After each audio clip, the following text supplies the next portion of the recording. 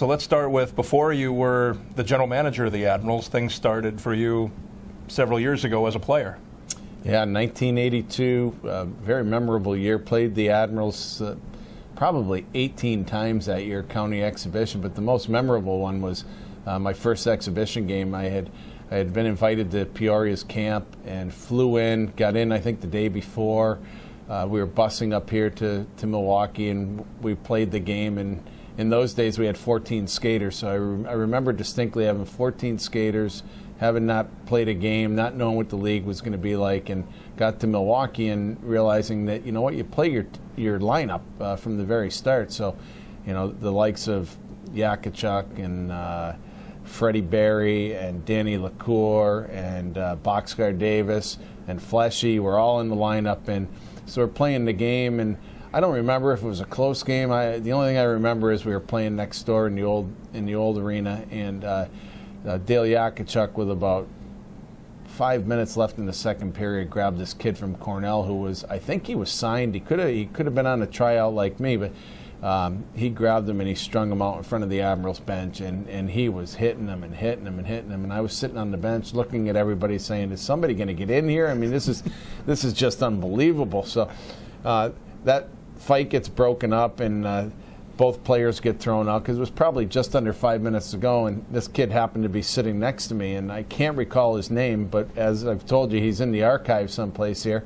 And I got into the dressing room, and he had all of his equipment off, and he was putting it in his bag, and I said to him, what are you doing? And he says, I got a Cornell education. I am not putting up with this. And he threw his bag over his shoulder, and he went out the door, and we never saw him again. And I thought to myself, what am I doing here? This is going to be one heck of a year. And it ended up being a heck of a year. It was a lot of fun, but that's my first experience with the Admirals. You know, and there was a lot of goals for you that year. Danny LaCour scored 76. You were up there too, what, 60? I had 60. Yeah, yep. so yep. A wide open league, and I got to imagine wide open games when you're playing with the Admirals, right? Well, it was an interesting time whenever you played the Admirals. I mean, it was a very similar lineup to a lot of the next leagues up that I got to play in the American League, and then in the National League. You know, you had your skill guys, you had your agitators, and you had your tough guys. And every time that I came into town playing left wing, I always matched up against Boxcar, and Boxcar was always torturing me, if you will. But the equalizer for us is we had a guy named Bob the Hammer Fleming who grew up with Boxcar and controlled him, and used to call him Daryl, actually. And I never heard anyone call him Daryl. Everybody else was calling him, you know, Mr. Boxcar. Right. But Boxcar used to try and torture me from the minute that I started until the minute that I got out of this league. When you said the leagues that you moved up, at the time the IHL was kind of a double-A league then, comparatively? Yes, I would compare it to the East Coast League, the way that it is now. But there were some good players. I mean, there were some guys that had filtered down. I mean, if I remember correctly, Johnny Flesch played in the National Hockey League. Quite a few games, yeah. Yeah, and there was John Hillworth, who was a first-round pick, who played for Fort Wayne. He was 6'6" defenseman. There were a lot of goalies that had filtered down here, so it ended up being a good league. The problem was, like I said, you played 14 skaters every night, and for the most part, you had a couple of injuries, so it went down to 13 and 12. And you know, if you just do the math out for your first-line guys, as a forward, I was probably playing 30 minutes a night, which was unheard of. I mean, in my best days in the National Hockey League, I think I was a 13 or 14 minute guy and exhausted. Right. We played 82 games and exhibition games and everything else, and I can't. And overnight bus rides. I could not even imagine the amount of ice time that I put in that first year, but it was great, and it was a great learning experience, and it vaulted me to get me out of the league and into the next level. Fast forward a few years, and now you're in the front office with the Predators and in charge of the Milwaukee Admirals. It had to be a lot of special times, certainly, but that 2003-2004 team that won the Calder Cup here in Milwaukee. I mean, that was great to put together something, and as an expansion team, as we were here in Nashville, to be able to put together a team and put some veteran guys here to kind of guide them along the way. Tony Herkus and Hadar and those guys being able to carry a lot of the load and show the kids what was really going on. Not that Hadar was an old guy, but him being our best offensive player at that time. They just did such a great job. It was memorable from the beginning to be able to finally get a notch on our belt, if you will, as an organization and say that we've won something. When did you think that was a special team, that it was a team that could pull this thing in? Well, Claude kept telling me that he had turned the donkeys into stallions, and so as soon as I knew that we had all the stallions instead of the donkeys, then I knew that we had a really good chance. Well, certainly one of those stallions was the goalie on that team, Wade Flaherty. Had to be great to have a veteran in net. The veteran presence back there, the calming effect, if you will.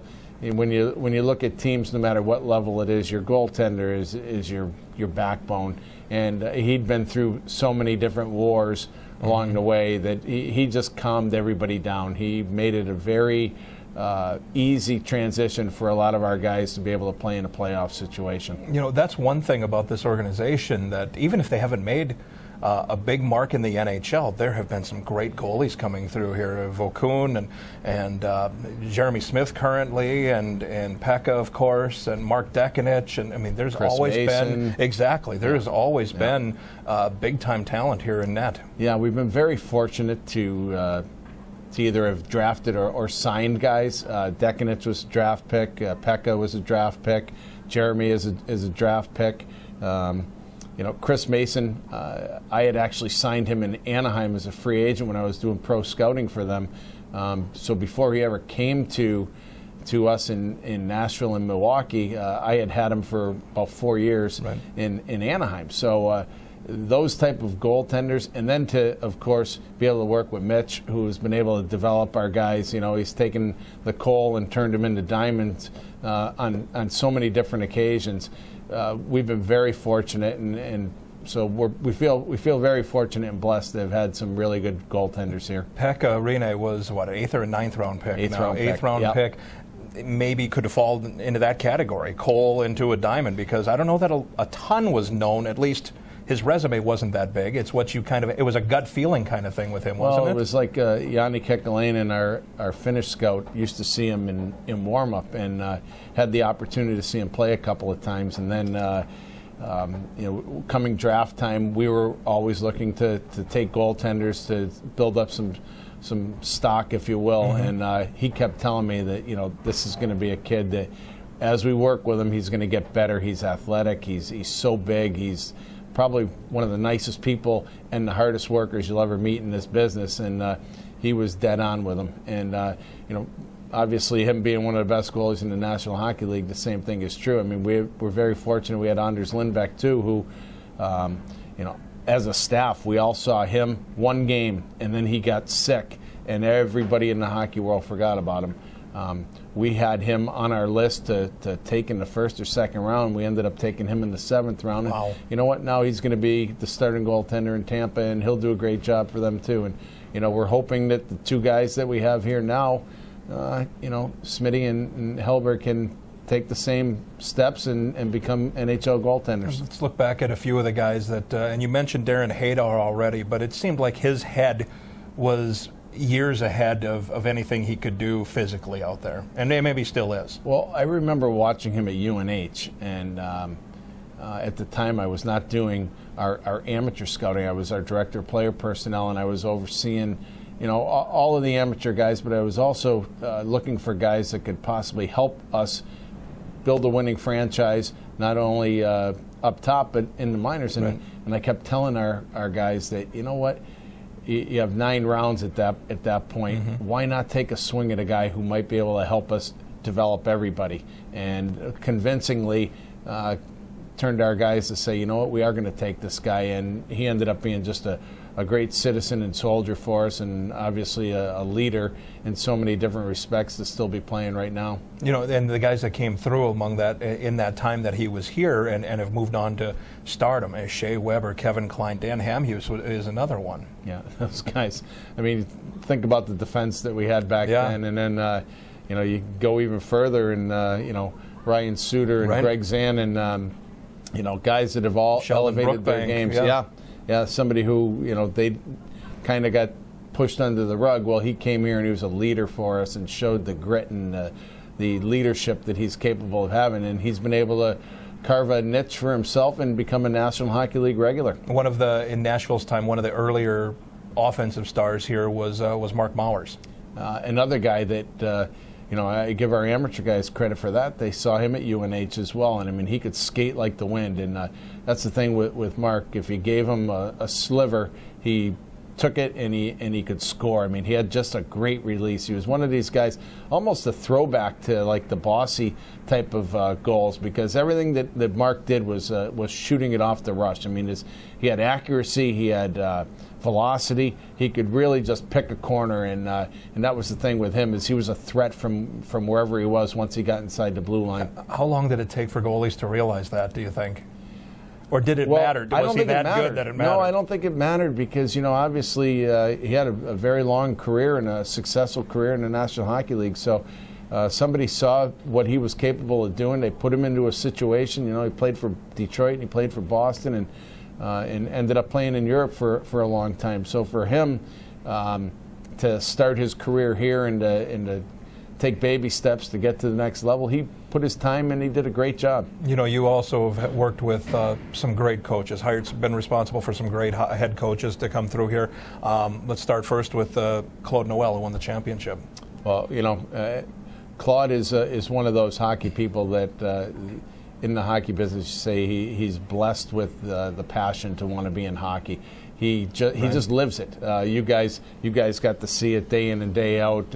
How he's here early, he's here late. He's caring, he's giving, he's trying to go the extra mile. And I mean, instead of just a mile, he went a marathon. Right. He took personal interest in helping guys both on and off the ice to become good players, but good people off the ice. And you have to give him so much credit to taking this organization to another level. And it could have been a difficult spot to be put in, and maybe it was. If you ask Lane Lambert, it was a tough shoes to fill when he replaced Claude Noel, but Lane certainly did fine for himself. Well, you know, again, when you talk about preparation, Lane is one of the most prepared coaches I've ever had the pleasure of working with. Mm-hmm. I gracefully refer to him, or my wife gracefully refers to him as my boyfriend, because we used to talk so much that it was it's just we were a bond. We really had a great relationship, and I was so happy that we had an opportunity for him to move to Nashville, because he's already helped us elevate our passion, if you will, up there. He comes to work every day, and if there's 24 hours and you need all 24, he'll give you 25. If somebody were to ask you, and I guess I am now, to put into words what Milwaukee has meant to the hockey world, what would your answer be? I would say it's a complete experience here. From ownership to our play on the ice, you guys do such a wonderful job of just taking our players in and making them part of the community. Hopefully we've sent very good people here as well. When I do talk to the management here and to you guys about how our guys are wanting and willing to help in the community, I usually get nothing but praises about it. And the ones that haven't been that way, we've moved them on, because we believe that it's the whole. It's not about an individual here. And to be able to do things here in Milwaukee, first of all, it's a great city. This is a great building. We've got great leadership here. From our ownership, who are so dedicated in the community, and our team, that our guys really appreciate being here.